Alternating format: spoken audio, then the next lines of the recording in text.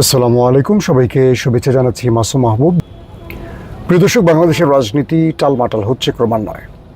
America থেকে professor ইউনূসের সফরসঙ্গীদের যে অপমান অপদস্থ করা হলো, তারপর নতুন করে বাংলাদেশের জনগণ ভাবতে বসেছে আওয়ামী লীগ এবং জাতীয় পার্টিকে নিয়ে। এরই মধ্যে যুক্তরাষ্ট্রে জামাত নেতা ডক্টর মোহাম্মদ আবদুল্লাহ মোহাম্মদ তাহিরকে নিয়ে জামাত কর্মীদের উৎসুক যে মনোভাব দেখা গেছে, এতে করেও বিএনপির রাজনীতিতে প্রভাব পড়েছে। আবার পাশাপাশি বাংলাদেশের যারা রাষ্ট্রীয় পর্যায়ে গুরুত্বপূর্ণ পর্যায়ে রয়েছেন, আমলা, পুলিশ বা বিভিন্ন সেক্টরের ব্যক্তিরা, তারাও এখন নানান রকম টেনশনে আছেন।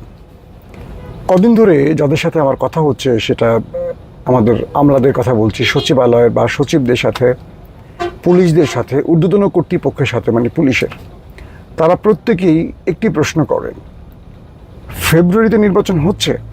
যদি হয় উত্তর হ্যাঁ হচ্ছে। দ্বিতীয় প্রশ্ন, কারা ক্ষমতা আসতে পারে? তার মানে প্রশাসন নিরপেক্ষ থাকবে না কোনো একটা পক্ষে চলে যাবে, এটা ডিসাইড করতে পারছে না। বহু নিরপেক্ষ কর্মকর্তারা রয়েছেন, সেটা আমলা বলি বা পুলিশে বলি, যারা দেশপ্রেমিক নিরপেক্ষ, তারা ভয় পাচ্ছেন যে আগামী দিনে কারা ক্ষমতায় আসবে, কারা আবার ডাম্পিং হবে, কারা আবার চাকরি হারাবে, কিংবা কারা আবার পদোন্নতি পাবেন না। বিভিন্ন রকম চিন্তা তারা করছেন। আজকে পুলিশ হেডকোয়ার্টারে একটি সৌজন্য সাক্ষাতে গিয়েছিলাম আমাদের কিছু বড় ভাইদের সাথে, আমাদের পুলিশের সিনিয়র কর্মকর্তাদের সাথে বসলাম। তারা প্রত্যেকেই জানতে চাচ্ছেন কে ক্ষমতায় আসবে, জামাত না বিএনপি, বিএনপি না জামাত। এক একজনের চিন্তা এক এক রকম, অ্যাজামশন এক এক রকম, চিন্তা এক এক রকম। তবে পুলিশ হেডকোয়ার্টার থেকে যে তথ্যগুলো পেলাম, পূর্বের সরকারের অনেক দোসররা এখনও বসে আছেন। তারা দুভাবে টিকে আছেন প্রশাসনে। একদল বিএনপি সেজে গেছেন, একদল জামাত সেজে গেছেন। তারা বোঝাচ্ছেন যে তারা দোসরদের কেউ নন, তারা এই সরকারের বা আগামীতে দিনে যারা আসবেন তাদের পার্টনার বা তাদের পক্ষের লোক। বেশ কিছু ব্যক্তির তালিকাও পেলাম, তারা তালিকা জানালো যারা ফ্যাসিস্ট রিজিমে পুলিশের প্রচুর দুর্নাম কামাই করেছেন, পুলিশকে বিতর্কিত করেছেন, তদবির বাণিজ্য, অবৈধ করাপশন কিংবা জনগণের উপর দমন পীড়ন চালিয়ে সেই সব পুলিশ রাতারাতি বিএনপি সেজে গেছে। বিভিন্ন দলের সাইনবোর্ডে তারা অন্তর্ভুক্ত হয়ে গেছে। বিষয়টা হলো,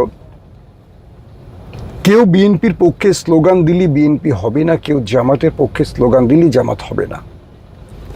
কিন্তু পুলিশ প্রশাসনের মধ্যে আমরা এই বিষয়টি দেখলাম। সচিবালয়ের দৃশ্য একই রকম। এখন পর্যন্ত পূর্বের বড় বড় কর্তারা বসে আছেন।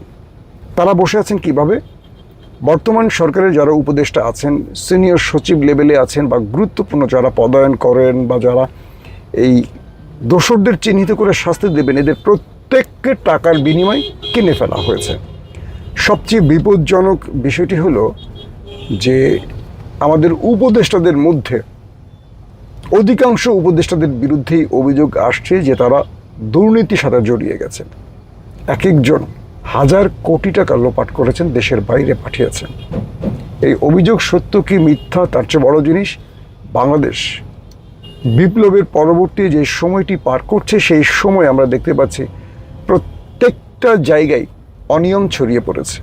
একটা দেশ দুর্নীতির উপর আছে না সঠিক পথে আছে, এটা বোঝার জন্য কয়েকটা বিষয় আমরা লক্ষ্য করলে বুঝতে পারি দেশ কি মানে দুর্নীতিমুক্ত না দুর্নীতির মধ্যে রয়েছে। এটা বোঝার জন্য আমরা দেখবেন যে প্রত্যেকটা সিস্টেমের মধ্যে অনিয়ম চলছে।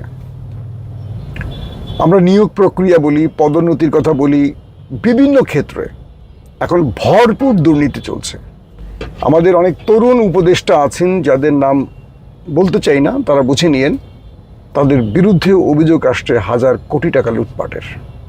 আফসোস লাগে যে বিপ্লবের আগে যখন শেখ হাসিনা ক্ষমতায় ছিলেন অবৈধভাবে, আমরা ভেবেছিলাম যে শেখ হাসিনা বিদায় নিলে বাংলাদেশটা একটা সুন্দর বাংলাদেশ হবে।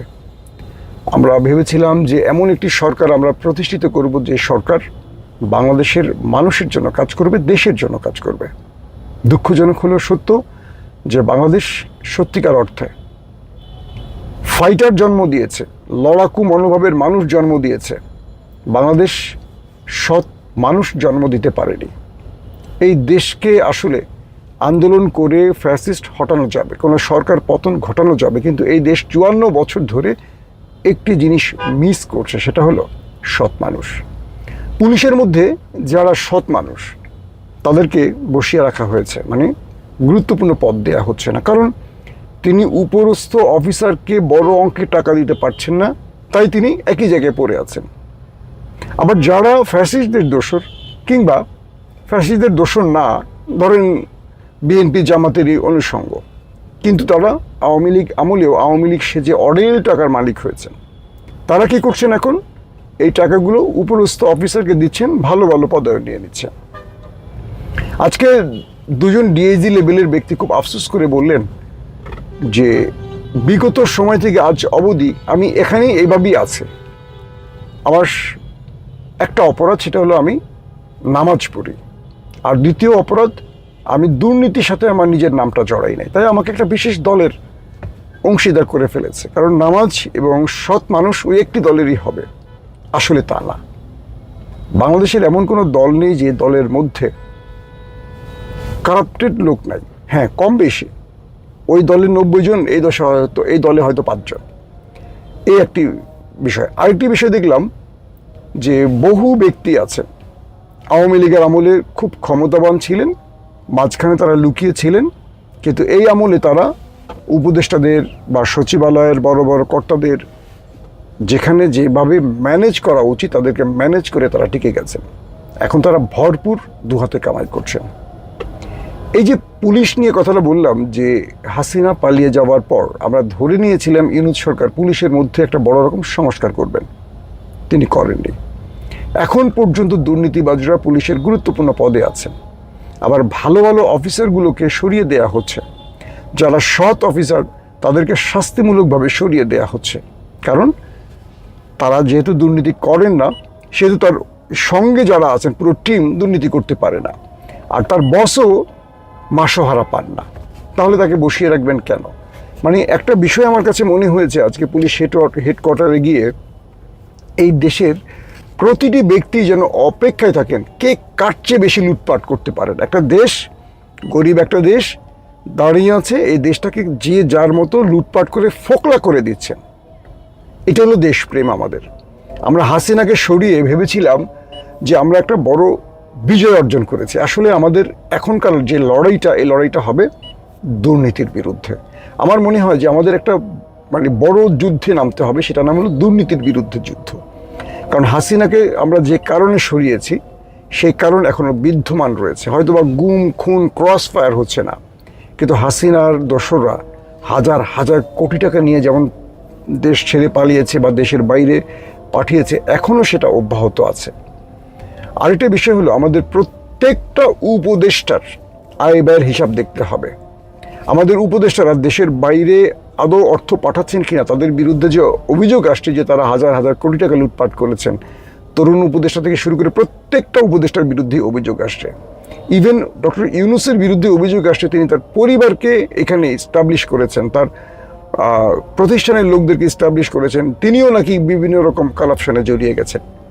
হয়তো ব্যক্তিগতভাবে তিনি নন, কিন্তু তার সুবিধাভোগী লোকেরা কারাপশনে জড়িয়েছে। আমি নাম হয়তো বা কোনো একটা পর্বে পুরসভার নাম ধরে বলবো, এখন আমি বলছি না, কিন্তু অদ্ভুত লাগে 2000 মানুষের প্রাণ, 40,000 মানুষ আহত, অন্তত পঙ্গুত্ব বরণ করেছে। এই যে বিশাল জনগোষ্ঠী ক্ষতিগ্রস্ত হলো, জীবন দিল, তাদের বিনিময়ে কিছু সাইনবোর্ডধারী, হোক সেটা বৈষম্য বিরোধী, হোক সেটা বিএনপি, হোক সেটা জামাত, কিছু সাইনবোর্ডধারী পদবি নিয়ে বসে পড়ে দেশটাকে আবার লুটপাট করছে। তাহলে এই যে বিশাল ত্যাগ, এই যে রক্ত দেয়া, এটার মূল্যটা কি রইল? হাসিনা চলে গিয়ে আমাদের লাভটা আসলে কি হয়েছে? এইটুকুই লাভ হয়েছে যে কথা বলতে পারছি, আগে কথা বলতে পারতাম না। কিন্তু আমাদের তরুণ সমাজকে বলবো, আমাদের বাংলাদেশের যারা বাংলাদেশপন্থী বলবো যাদেরকে, বা দেশপ্রেমিক, বা যারা রুল অফ ল বা ইনসাফ দেখতে চান, তাদের সবাইকে বলবো, আসেন আরেকটা আন্দোলনের নামে, দুর্নীতির বিরুদ্ধে আন্দোলন। যদি আমরা দুর্নীতির বিরুদ্ধে আন্দোলন করতে না পারি, এই দেশের চেহারা কখনো পাল্টাবে না। আগামীকাল একটা সরকার আসবে, তার বিরুদ্ধেও দুর্নীতির অভিযোগ আসবে, তিনি চলে যাবেন, তারপরে আরেকটা সরকার আসবে। এভাবে একটা দেশ চলতে পারে না। আমরা চাই এই দেশে যে পন্থী সরকার আসুক, দুর্নীতির বাইরে একটা দুর্নীতি মুক্ত একটা সরকার আসুক, যারা এই দেশকে, এই দেশের জনগণকে নিয়ে ভাববে। আসুন আমরা সেই আগামী লড়াইয়ের জন্য প্রস্তুতি নেই।